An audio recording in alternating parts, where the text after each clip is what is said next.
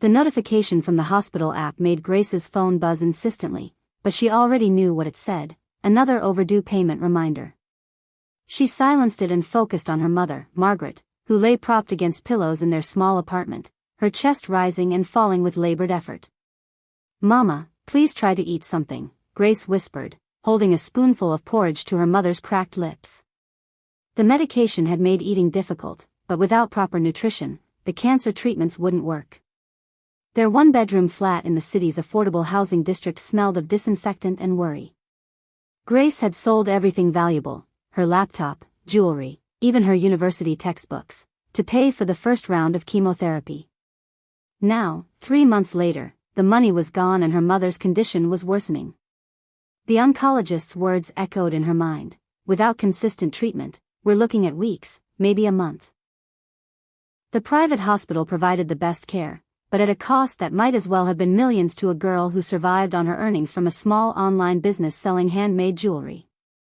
Through their window, the city sprawled endlessly, a place where billionaires' mansions sat within kilometers of crushing poverty, where hope and desperation lived side by side. Somewhere in those gleaming towers, people spent more on lunch than Grace earned in a month. But love didn't calculate odds. As her mother's breathing grew more difficult, Grace felt determination burning in her chest like a flame that refused to be extinguished. The private hospital in the city's upscale district buzzed with the controlled efficiency of expensive healthcare. Grace had taken 3 buses to get here, spending her last transport money because the government hospital had run out of her mother's medication again. "The scan results are concerning, Dr. Thompson said gently, her voice carrying the practiced sympathy of someone who delivered bad news regularly. "The tumors are growing. We need to restart chemotherapy immediately, along with targeted radiation therapy." Grace stared at the treatment plan printout, figures that might as well have been written in a foreign language. Even with the payment plan, she needed the equivalent of 2 years' salary up front. Her entire online business made maybe enough to cover rent and groceries in a good month. Is there anything else?" Grace asked desperately. Dr. Thompson hesitated. "There are clinical trials, but the waiting lists. Your mother doesn't have that kind of time." Walking past the blood donation center, Grace overheard 2 nurses discussing the shortage of blood products and the payment rates for donors. Something sparked in her mind, a desperate calculation of what she had left to give. "Excuse me," she called to one of the nurses. "How much do you pay for blood donations?" The nurse looked surprised. "It depends on blood type and current needs." "Why do you ask?" Grace touched her chest where her heart hammered against her ribs.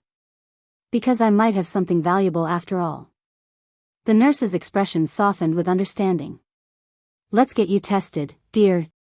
The donation chair reclined with smooth mechanical precision, a far cry from the second-hand furniture in Grace's apartment. She watched the needle slide into her vein, marveling at how something so simple could represent hope. "First-time donor?" asked Nurse Sarah, monitoring the collection bag as Grace's blood flowed in steady streams. "Yes." Grace tried to keep her voice steady, though the sight of her own blood leaving her body felt surreal. "How often can I do this?" "Every 2 months, minimum. Your body needs time to replenish safely." Nurse Sarah's expression grew concerned as she noted Grace's slight build. "You're quite thin. Are you eating well? Taking iron supplements?" Grace nodded, though she'd been surviving mostly on bread and tea to save money for her mother's medication. The irony wasn't lost on her, weakening herself to strengthen someone else. When the donation finished, she felt lightheaded but triumphant. The payment was more than she'd made online in 2 weeks. Real money. Hope in liquid form. "Rest here for 15 minutes, Nurse Sarah instructed. "Drink plenty of fluids and eat something substantial today." But Grace was already mentally spending the money, medication, transport fare, maybe even proper food for both of them. She'd found a way to transform her own life force into her mother's salvation. Walking to the pharmacy, her steps were unsteady but her heart was lighter than it had been in months. She had something valuable to sell after all. The change in Margaret was gradual but unmistakable. After 3 days back on proper medication, her appetite returned. By the end of the week, she was sitting up without assistance, even managing short walks around their small apartment. "Grace, my love," Margaret said, reaching for her daughter's hand as they shared their first decent meal in weeks. "How did you manage to afford all this? The medicine, this food." Grace avoided her mother's penetrating gaze. "I got a big order for my jewelry business. A client wanted custom pieces for her wedding." It wasn't entirely a lie, she had received a small order, but the bulk of their current comfort came from the donation center. The deception sat heavy in her stomach, but seeing her mother's smile made it bearable. "You are my miracle child," Margaret whispered, tears glistening in her eyes. "I don't know what blessing is guiding you, but you've pulled me back from the edge of the grave." They ate rice and chicken stew, luxuries they hadn't enjoyed in months. Margaret's laughter filled their small space, a sound Grace had feared she might never hear again. Her mother even opened her laptop to browse through Grace's jewelry designs, offering suggestions with the enthusiasm she'd lost during the worst days of her illness. "Tomorrow I'll help you with the photography," Margaret said excitedly. "We can take better product shots, expand your business." Grace smiled and agreed, calculating silently how long the remaining medication would last and when she could safely donate again.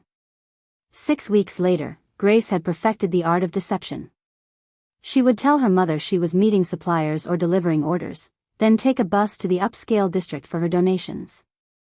The nurses at the blood center knew her now, the determined young woman who always paid for her mother's medication in cash. "You're back early," Nurse Sarah observed, checking Grace's file. "It's only been 5 weeks since your last donation." "I feel fine," Grace insisted, though her reflection in the restroom mirror told a different story. Dark circles shadowed her eyes, and her cheekbones had become more pronounced. "I've been eating well, taking vitamins." The lie came easily now. In reality, she'd been eating even less, saving every penny for her mother's treatment. Her jewelry business had slowed as she spent more time managing her mother's care and less time creating new pieces. The needle found her vein with practiced efficiency. As her blood flowed into the collection bag, Grace checked her phone, a message from her mother asking when she'd be home, a notification from her bank app showing the automatic deduction for their rent, 3 missed calls from the oncologist's office. Her vision blurred slightly, but she gripped the donation chair's armrest and focused on her breathing. Each drop of blood was a day of medication, an hour of hope, a moment of her mother's laughter. "Are you feeling all right?" Nurse Sarah's voice seemed to come from far away. "Perfect," Grace whispered, though the world had taken on a dreamlike quality around the edges. The community WhatsApp group for their apartment complex buzzed constantly with gossip, and lately, Grace noticed her name appearing more frequently. She tried to ignore the messages as she climbed the stairs to their flat, but some comments cut too deep to dismiss. "That girl is spending money like water while her mother is dying," Mrs. Williams had written. "Someone saw her buying expensive medicine at the private pharmacy. Where does a young girl get such money? Maybe she has a rich boyfriend," another neighbor suggested. "These young girls, they know how to use what they have." The insinuations stung worse than physical blows. Grace paused outside their door, listening to her mother's voice inside talking excitedly on the phone with her sister about feeling stronger, about maybe returning to work soon. "She's wasting money on false hope," Mrs. Williams's message continued. "Everyone knows cancer at that stage. It's better to save the money for funeral expenses." Grace's hands shook as she typed a response, then deleted it, then typed again. Finally, she put her phone away and opened their door to the sound of her mother humming while she cooked, actually cooked, for the first time in months. Let them talk. Let them judge. They had never felt the desperation of watching someone you love slip away, never calculated the exact cost of keeping a heart beating. Their criticism was just noise compared to the sound of her mother's voice, strong and clear and alive. "Welcome home, my dear," Margaret called from the kitchen. "I made your favorite soup." And suddenly, all the whispered cruelties in the world meant nothing. Dr. Thompson's office overlooked the city's main bridge, but Grace couldn't focus on the view. The latest scan results spread across the desk told a story she dreaded to hear. The current treatment has slowed the progression, Dr. Thompson explained carefully, but we need to be more aggressive. The cancer is adapting. We're looking at combination immunotherapy, possibly surgery to remove the accessible tumors. The figures on the treatment estimate made Grace's stomach drop. Even with payment plans and insurance, what little they had, they needed almost 10 times her annual income up front. More money than she could earn in 5 years. Without this intervention? Grace asked, though she feared the answer.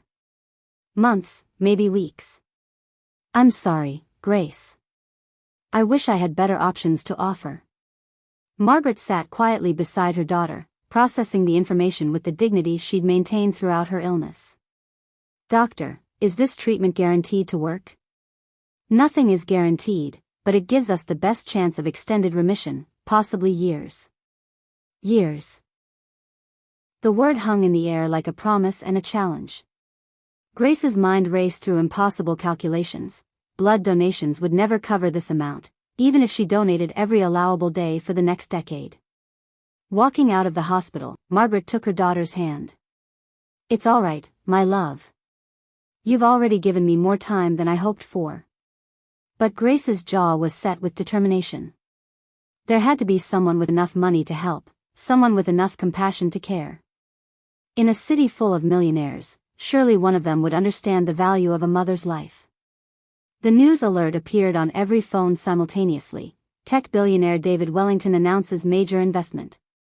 Within an hour, the exclusive financial district was buzzing with excitement as a convoy of luxury vehicles and security SUVs wound through the streets toward the 5-star hotel where he was holding court. Grace watched the live stream on her phone from their apartment in the housing district, the contrast between their worlds stark and painful. David Wellington, founder of WL Tech Solutions, was worth more than most countries' GDP.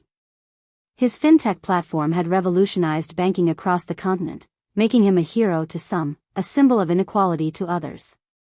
Another billionaire promising to help Africa, Margaret said softly, watching over Grace's shoulder as Wellington emerged from his luxury vehicle wearing a custom suit that probably cost more than their annual rent.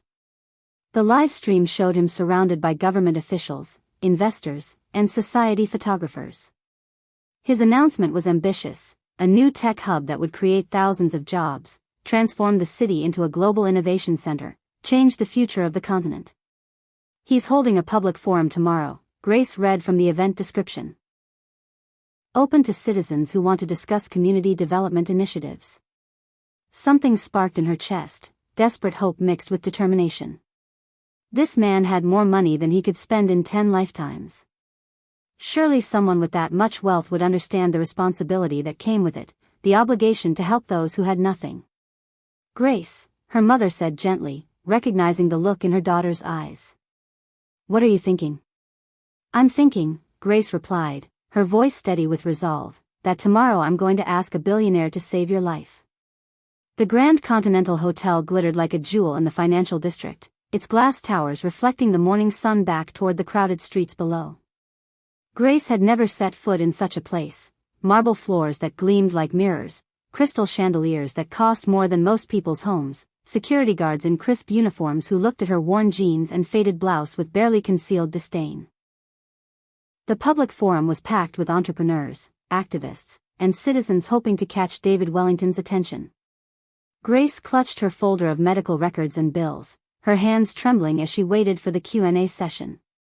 When her turn came, she approached the microphone on unsteady legs. Wellington sat behind a massive table flanked by city officials, his attention seemingly focused on his tablet until she began to speak. Sir, my name is Grace Thompson, her voice cracked slightly. My mother is dying of cancer. We need money for treatment that could save her life. You have so much wealth, could you please find it in your heart to help us? The auditorium fell silent. Cameras turned toward her, capturing every moment as she pulled out the medical records with shaking hands.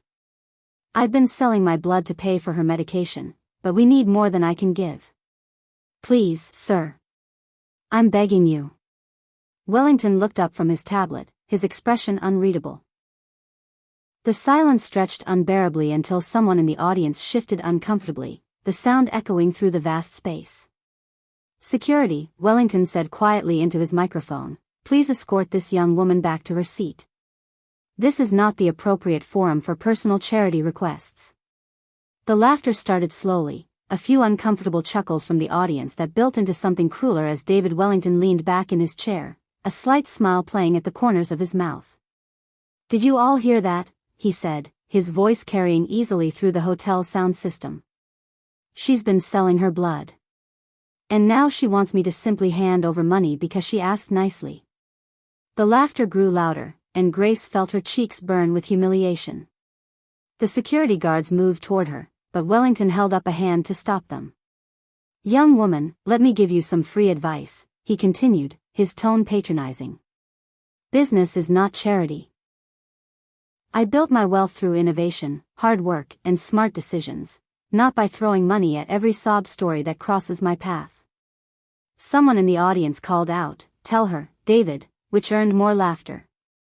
If you can sell your blood, perhaps you should sell your sob story to the media. They love these dramatic plots. Wellington's smile was sharp as a blade. I'm here to discuss serious business with serious people, not to enable dependency and poor life choices. The auditorium erupted in applause from some quarters, while others shifted uncomfortably. Social media was already buzzing, video clips of the exchange spreading across Twitter and Instagram with hashtags like #EntitledGeneration and #BillionaireWisdom. Grace stood frozen at the microphone, tears streaming down her face, as the weight of public humiliation crashed over her. But beneath the shame, something else burned, a fierce determination that Wellington's cruelty had only strengthened. She walked out of the hotel with her head held high, leaving behind the laughter and the cameras, carrying with her a resolve that no amount of mockery could break. The video went viral within hours. #BloodGirlBegging trended on social media, with split reactions that revealed the deep divides in society. Some defended Grace's desperation while others applauded Wellington's tough love approach to personal responsibility. Grace's phone buzzed incessantly with notifications, tags in posts, messages from strangers, friend requests from people she'd never met. The worst were the memes, her tearful face photoshopped onto various scenarios, her words twisted into jokes about entitlement and false victimhood. Girl thought she could just walk up to a billionaire and get free money. Face with tears of joy, face with tears of joy, face with tears of joy. #delusional generation. This is what's wrong with young people today. Where's the hustle? Where's the grind? Just crying for handouts. Face with rolling eyes. But there were other voices too. Anyone know how to help this girl? Her mother is dying. #humanity first. Sitting in their apartment, Margaret held her daughter as Grace's shoulders shook with suppressed sobs. I should never have gone there, Mama. I've made everything worse. No, my daughter, Margaret said firmly. You fought for me. You stood up in a room full of important people and fought for my life. That takes courage that little man could never understand. The notifications kept coming, interview requests from blogs, calls from radio stations, messages from activists wanting to use her story for various causes. The cruelest irony was that her humiliation was generating exactly the kind of attention that might have helped, if it had come before she became a cautionary tale. We'll get through this, Margaret whispered. With or without his money, we'll find a way. But even as she comforted her daughter, both women knew the medical bills wouldn't wait for viral fame to fade. Mr. Johnson lived in a modest flat in their building, an elderly man who'd survived civil wars, economic crashes, and decades of the continent's turbulent growth. He found Grace sitting on the building's roof that evening, staring out over the city's sprawling lights. Saw you on the internet, he said simply, settling beside her with a grunt. That rich boy gave you a hard time. Grace didn't look at him. Everyone's saying I was wrong to ask. That I was entitled. And what do you think? I think a mother's life should be worth more than a billionaire's pride. Mr. Johnson chuckled, not mockingly, but with the wisdom of someone who'd seen humanity's patterns repeat endlessly. You know what I learned in the war, child? The people who've never lost anything important always have the most opinions about how others should handle loss. He pointed toward the financial district, where Wellington's hotel glittered in the distance. That man has never felt real desperation. Never had to choose between his own strength and someone else's life. His cruelty comes from ignorance, not wisdom. But maybe he's right, Grace said quietly. Maybe I should have found another way. There is no other way for you, Mr. Johnson replied. You've already sold everything you have, including your own blood. What else could you have done? He stood slowly, his joints creaking. Sometimes, child, the sacrifice we make creates a debt in the universe. And the universe always collects its debts, even from those who think themselves above payment. His words settled into Grace's heart like seeds in fertile soil, carrying hope she couldn't yet understand. The viral humiliation had an unexpected consequence. The blood donation center knew exactly who Grace was when she returned, and their sympathy made them less strict about donation intervals. When she showed up 2 weeks early, claiming financial emergency, they found reasons to accommodate her. Your blood type is in high demand, Nurse Sarah explained, though her expression was troubled. AB negative is always needed for emergency surgeries. But Grace, you've lost weight since your last donation. I'm fine, Grace insisted, settling into the donation chair. Her phone showed dozens of missed calls from journalists and bloggers, but she'd stopped answering. The viral fame had brought awareness but no actual help, just more opinions about her life from strangers. The needle slipped in easily, but this time the world tilted strangely from the beginning. Colors seemed too bright, sounds too distant. Grace gripped the chair's armrest and focused on her breathing. How's your mother doing? Nurse Sarah asked, monitoring the collection bag. Better. The medication is helping. It was true, Margaret had gained some strength, but they were down to their last week's supply, and Grace's online business had stalled completely while she dealt with her new internet infamy. Halfway through the donation, Grace's vision tunneled. The last thing she remembered was Nurse Sarah's alarmed voice calling for assistance as the room went white around the edges. She woke up on a recovery bed with an IV in her other arm, her phone buzzing with messages she no longer had the strength to read. The exclusive rooftop restaurant in the financial district buzzed with the city's elite celebrating another successful quarter for WL Tech Solutions. David Wellington held court at the center table, regaling investors with stories of expansion plans and market domination while servers poured expensive wine and presented artisanal dishes that cost more than most families earned in a week. The girl from the hotel, someone mentioned, showing Wellington a Twitter thread analyzing his response. She's become quite the symbol. Some are calling you heartless. Wellington waved dismissively. Social media outrage lasts 48 hours maximum. By next week, they'll have forgotten her completely. I'm not in the business of managing other people's feelings. He raised his glass in a toast. To success earned through merit, not given through pity. The crystal glass slipped from his fingers mid-sentence, shattering against the marble floor. Wellington swayed in his chair, his face suddenly pale and gleaming with sweat. The laughter around the table died instantly. Sir, his assistant leaned forward. Are you? Wellington tried to speak, but only a strangled sound emerged. Then his eyes rolled back, and he collapsed forward onto the table, sending plates and cutlery crashing to the floor. Chaos erupted. Someone screamed for a doctor.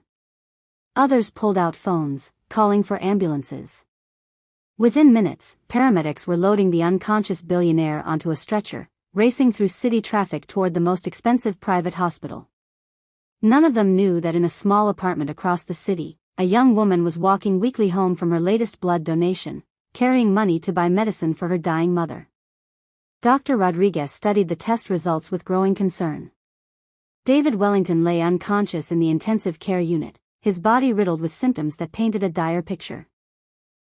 The blood work revealed severe anemia, internal bleeding from stress-induced ulcers, and a rare blood type that complicated everything. His condition is critical, Dr. Rodriguez explained to the anxious group of assistants and lawyers gathered in the consultation room. The stress, poor diet, and excessive alcohol consumption have taken their toll. He needs immediate transfusions, but what? Wellington's personal assistant demanded. Money is no object. Get whatever you need. It's not about money, the doctor replied grimly. Your employer has AB-negative blood, less than 1% of the population. We're desperately short on compatible donors. Without multiple transfusions over the next few days, he won't survive. The assistant's face went white. What do you mean? This is the best hospital in the country. Surely you have. We have some AB-negative blood in our reserves, Dr. Rodriguez interrupted, but not enough for the extended treatment he needs. We're already calling other hospitals, but frankly, we may need a miracle. In the ICU, Wellington's body fought for life while machines monitored every breath, every heartbeat. The man who had laughed at a poor girl's desperation now lay helpless, his survival dependent on the generosity of strangers willing to share their blood. The irony was lost on everyone in the room. They had no idea that their miracle was already flowing through the hospital's blood bank, donations from a girl who sold her life force drop by drop to save another. The blood bags arrived from the regional blood bank with routine efficiency. Nurse Patricia checked the labels carefully, AB negative, fresh donations, perfect for the critical patient in ICU room 7. She'd been told this was their most important case, a wealthy businessman whose team was sparing no expense. Start the first transfusion immediately, Dr. Rodriguez ordered. And call the donor registries again. We need to find more AB-negative donors as soon as possible. As the crimson liquid flowed through plastic tubing into Wellington's veins, none of the medical staff realized they were watching a cosmic joke unfold. The blood that now sustained the billionaire's life had been drawn just 3 days earlier from the arm of the girl he'd mocked and dismissed. Grace's sacrifice, made in desperation to buy her mother's medicine, was now literally keeping alive the man who had shown her nothing but cruelty. Each heartbeat that pumped through Wellington's body carried red cells that had once carried Grace's own prayers and determination. The cruel irony deepened when the second blood bag arrived, also from the same regional collection center, also bearing Grace's donation from the previous week. Her blood, sold to buy antibiotics for her dying mother, was systematically restoring health to the man who believed the poor deserved nothing. His vitals are improving, a nurse noted with satisfaction. Whoever these donors are, they're saving his life.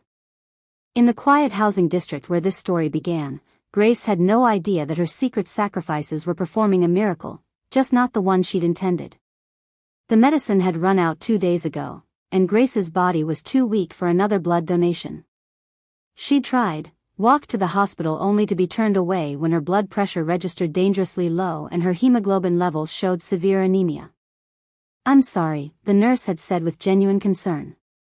You need to recover for at least a month before we can consider another donation. You're risking your life. Now, watching her mother's breathing grow labored again, listening to the terrible cough return with renewed violence, Grace felt the weight of helplessness crushing her chest. She'd sold everything, her blood, her dignity, her health, and it still wasn't enough. Don't cry for me, Margaret whispered, reaching out with trembling fingers to wipe tears from Grace's cheek. You've already given me more time than any mother could ask for. You've shown me a love so pure it rivals the angels. The fever was returning, along with the rattling in her mother's chest that spoke of lungs filling with fluid. Each breath seemed harder one than the last, each word more precious for its fragility. I wish I could split my life in two, Grace sobbed, holding her mother's hand against her face. Give you half of everything I have, my years, my strength, my heartbeats. Her mother smiled through her pain. My daughter, you already have. Every drop of blood you gave, every sacrifice you made, you split your life and shared it with me. No mother was ever loved more completely. As night fell over their small apartment, both women knew they were racing against time they no longer had. David Wellington's eyes fluttered open to the antiseptic smell of the hospital and the soft beeping of monitors. Sunlight streamed through expensive private room windows, and his assistant sat beside the bed looking haggard but relieved. Sir, you're awake, the man said, immediately reaching for the call button. The doctor said it was touch and go for a while, but you're going to be fine.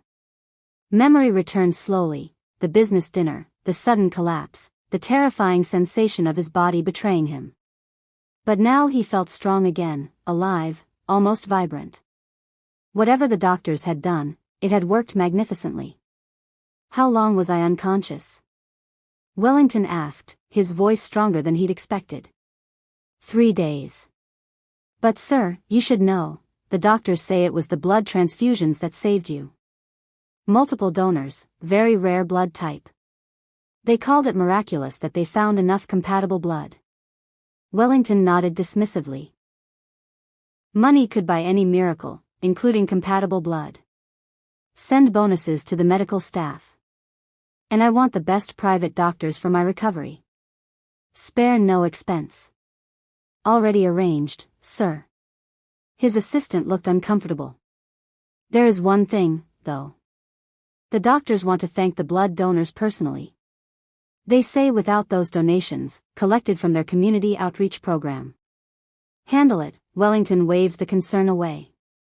Send them money, gifts, whatever. I don't need to meet every person who sold their blood for cash. He had no idea that his dismissive words applied to the very girl whose blood now coursed through his veins, keeping him alive. Dr. Rodriguez entered with Nurse Patricia, both carrying files and wearing expressions of professional curiosity. Wellington was sitting up now, color returned to his cheeks, looking every inch the powerful businessman again despite his hospital gown. Excellent recovery, Dr. Rodriguez noted, checking his chart. Your blood levels are completely stable now. The transfusions were remarkably effective. Good, Wellington replied curtly. When can I be discharged?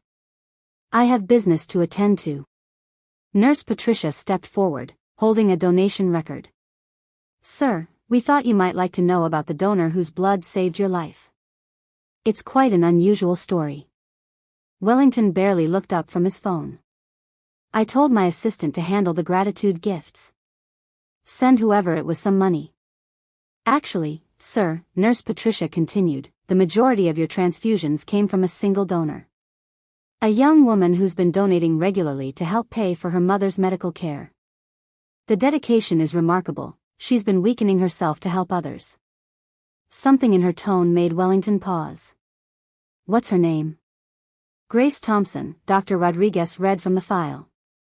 20 years old, been donating to pay for her mother's cancer treatment. The girl whose blood matches yours perfectly. She's literally kept you alive. The phone slipped from Wellington's fingers. The name, the story, the dying mother, it all crashed together in his mind like a collision of worlds. The silence in the hospital room stretched like a held breath.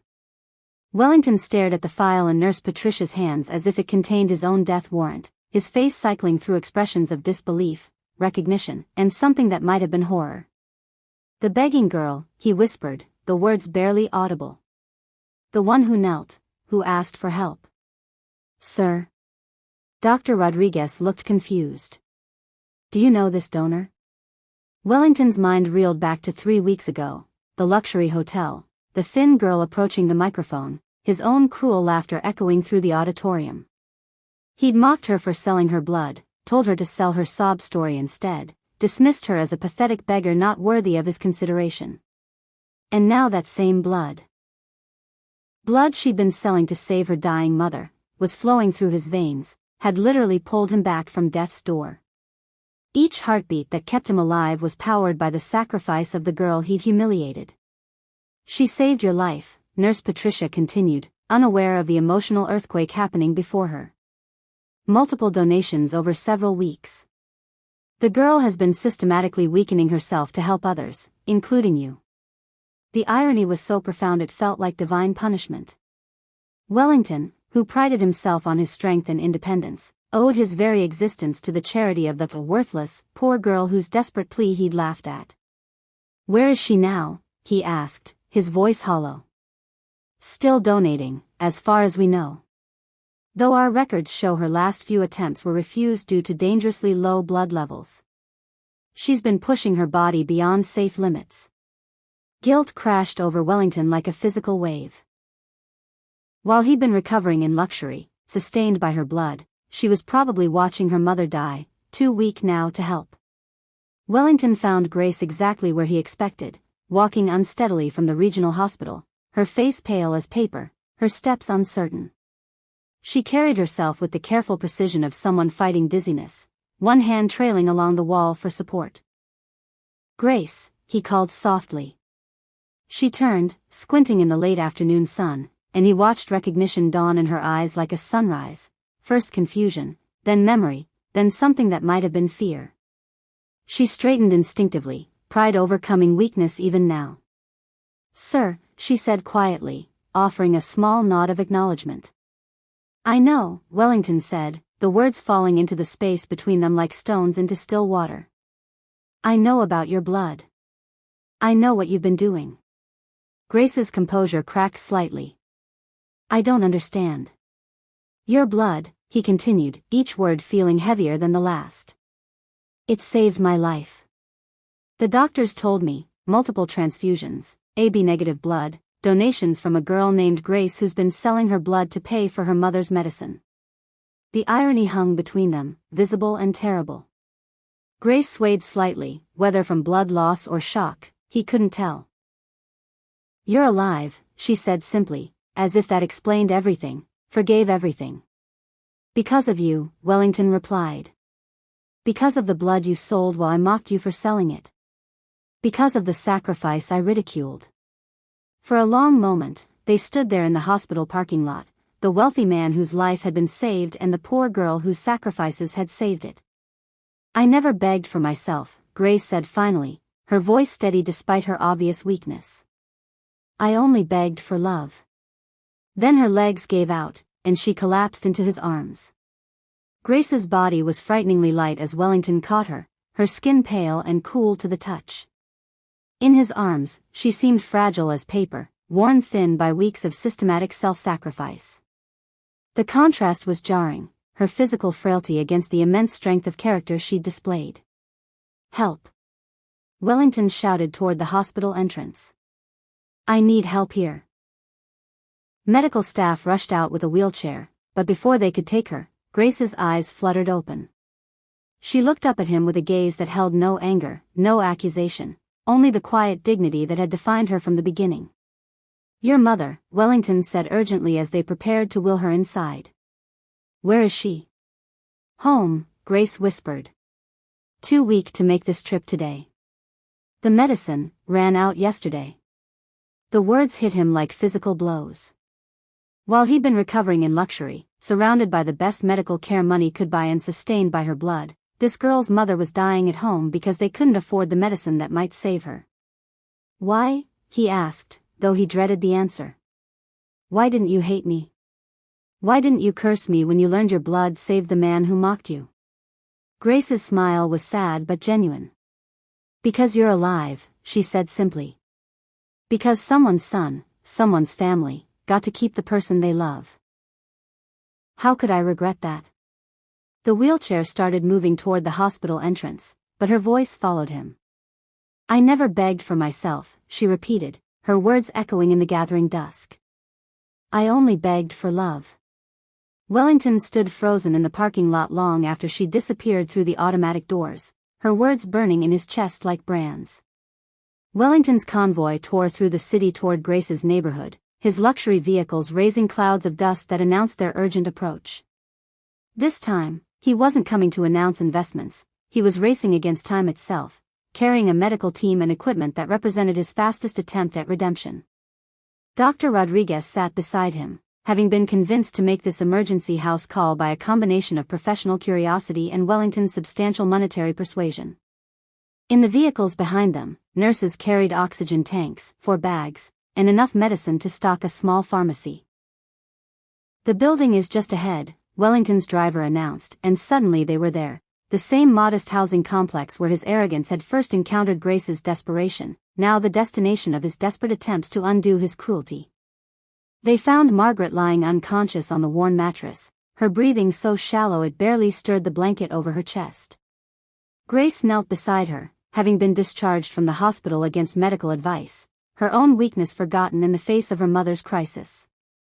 "She won't wake up," Grace whispered as Wellington and the medical team burst through the door. "Since this morning, she just won't wake up." Dr. Rodriguez took one look at the dying woman and began barking orders.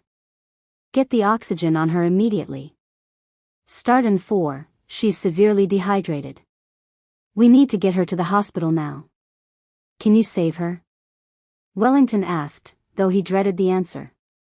Maybe, Dr. Rodriguez replied grimly. But we're cutting it very close. Another hour and it would have been too late. As they loaded both women into the medical transport, Wellington caught Grace's hand. I'm sorry, he said. I'm so sorry. She squeezed his hand weakly. Just help her live. That's all I ever wanted. The surgery took 7 hours. Wellington paced the private hospital corridors like a caged animal, his expensive shoes wearing patterns in the marble floor. Grace slept in a nearby room, her body finally given the rest and medical attention it desperately needed after weeks of self-neglect. When Dr. Rodriguez finally emerged from the operating theater, his scrubs were stained and his expression exhausted but cautiously optimistic. She'll live, he announced, and Wellington felt his knees nearly buckle with relief. The fluid has been drained, the damaged tissue repaired. It was touch and go, but she's stable now. And Grace? Severe anemia, malnutrition, exhaustion. But nothing that proper care can't fix. She's young and strong. Give her a few weeks of rest and good nutrition, and she'll be fine. 3 days later, when both women were awake and recovering, Wellington returned to the community center in Grace's neighborhood. This time, he came not as a conqueror seeking profit, but as a man seeking to make amends. The entire community gathered again, curious about this unprecedented second visit. 3 weeks ago, I stood before some of you, Wellington began, his voice carrying clearly across the assembled crowd. A young woman asked me for help to save her mother's life. I laughed at her. I mocked her desperation and turned my back on her plea.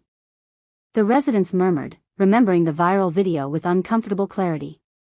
That woman's blood, the blood I ridiculed her for selling, saved my life, he continued. While I was recovering in comfort, sustained by her sacrifice, she was watching her mother die because my cruelty had cost them their last hope. He turned to face the hospital where Grace and Margaret were recovering. I cannot undo my cruelty, but I can learn from it. I can remember that pride without compassion is worthless, that wealth without wisdom is meaningless. The story spread like wildfire across social media platforms. Within days, every news outlet, every blog, every community forum included the account of the proud billionaire humbled by a poor girl's sacrifice.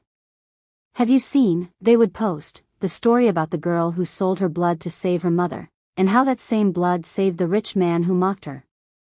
Wellington became a different man after that day.